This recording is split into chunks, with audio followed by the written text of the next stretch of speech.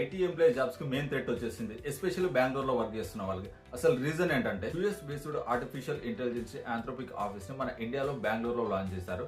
ఇది ఏషియాలో వచ్చేసి second city, first వచ్చేసి టోక్యో. ఈ ఆంథ్రోపిక్ ఆఫీస్ మెయిన్ టార్గెట్ వచ్చేసి బెంగళూరులో లోకల్ కంపెనీలు లైక్ సాఫ్ట్వేర్ కంపెనీలు అలాగే స్టార్ట్అప్ కంపెనీలతో పార్ట్నర్షిప్ తీసుకొని ఏఐని యూజ్ చేసి వాళ్ళ ప్రాజెక్ట్ని ఎంత త్వరగా కంప్లీట్ చేయాలనే దాని మీద మెయిన్ ఫోకస్ చేశారు. ఏఐని యూజ్ చేసి ఇండియాలోని అన్ని లాంగ్వేజ్లో లైక్ హిందీ, తెలుగు అన్ని భాషల్లో దీన్ని యూజ్ చేస్తుంటారు. ఈ ఆంథ్రోపిక్ ఏఐ టూల్స్ వలన ఎవరైతే కోడింగ్, టెస్టింగ్, సపోర్టింగ్ రోల్స్ లో ఉన్నారో వీళ్ళ జాబ్స్ కు మెయిన్ థ్రెట్ వచ్చేసింది. ఆంథ్రోపిక్ ఆఫీస్ వల్ల కొన్ని కొత్త ఉద్యోగాలు వచ్చే అవకాశాలు ఉన్నాయి. అందులో AI research, machine learning, data science, అలాగే ప్రాంప్ట్ ఇంజనీరింగ్. ఏఐ స్కిల్స్ ఉన్న వారికి మంచి ప్యాకేజ్ వచ్చే అవకాశాలు ఉన్నాయి. లైక్ ఏంటంటే మనం నేర్చుకున్న ఒకే దగ్గర ఆగిపోతే మన జాబ్స్ ఖచ్చితంగా పోతాయి.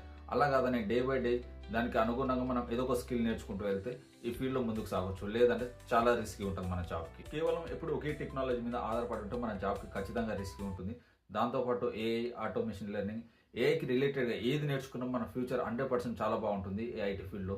సో ఇలాంటి ఇన్ఫర్మేషన్ కోసం మన ఛానల్ని ఫాలో అవ్వండి. Thank you.